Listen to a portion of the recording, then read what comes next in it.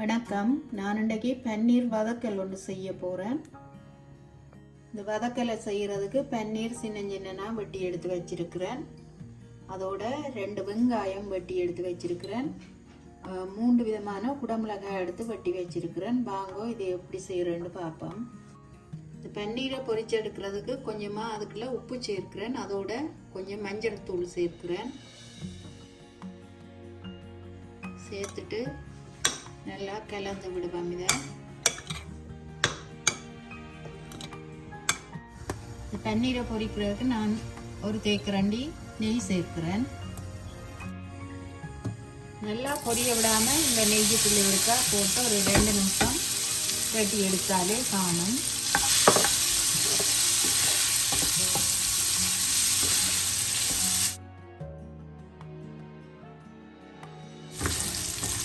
இது கொஞ்சம் பொன்னிறமாக பிடிஞ்சு கொண்டு வருது. நான் இதை ரக்கி எடுக்க போகிறேன்.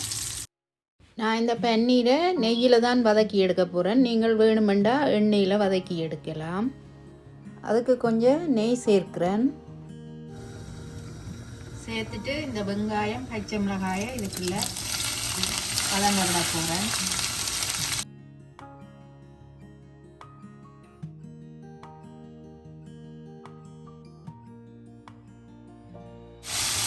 வதங்குறதுக்கு கொஞ்சம் உப்பு சேர்ப்போம். சேர்ந்து பார்த்து போடுவோம்.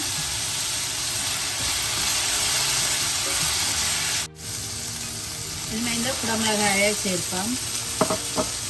சேர்த்து இந்த வெங்காயத்தோட நல்லா வதங்கட்டும்.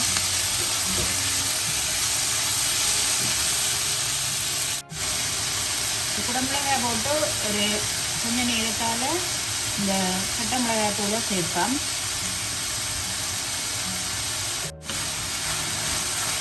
பட்டை மிளகாய் தூள் சேர்த்தா மிளகி வதங்கிடும். இந்த வெங்காயம் குடமிளகாய் எல்லாம் ஒரு தேக்கரண்டி தனி மிளகாய் தூள் சேர்ப்போம். அதோட இதுக்குள்ளவான உப்பை சேர்ப்போம்.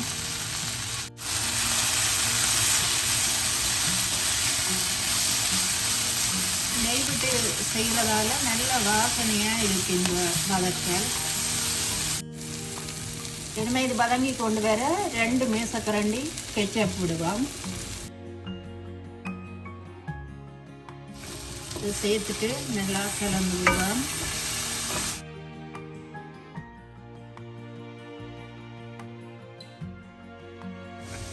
இப்போ இது நல்லா வதங்கி கொண்டு வந்துட்டுது. இனிமேல் நாங்கள் இந்த பன்னீரை சேர்ப்போம்.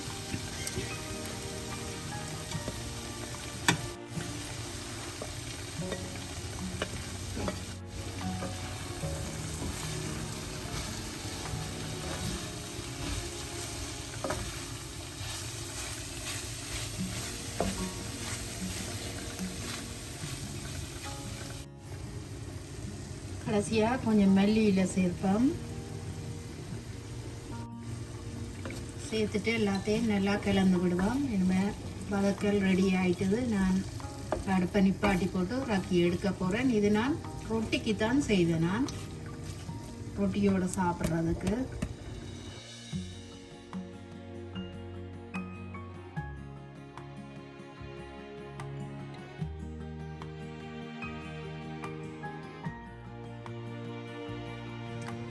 இந்த பன்னீரும் குடமிளகாயும் சேர்த்து செய்த வதக்கல் உங்களுக்கு பிடிச்சிருந்தா நீங்களும் செய்து பார்க்கலாம். ஒரு 15 நிமிஷத்துலேயே நான் இதை செய்து எடுத்துட்டேன். இது தோசை அல்லது ரொட்டி சோறு எல்லாத்தோடையும் இது சாப்பிடலாம். நல்ல ஒரு டேஸ்டான வதக்கல். நான் செய்த இந்த ரெசிபி உங்களுக்கு பிடிச்சிருந்தா எங்களோட சேனலுக்கு ஆதரவை தாங்கோ. நன்றி.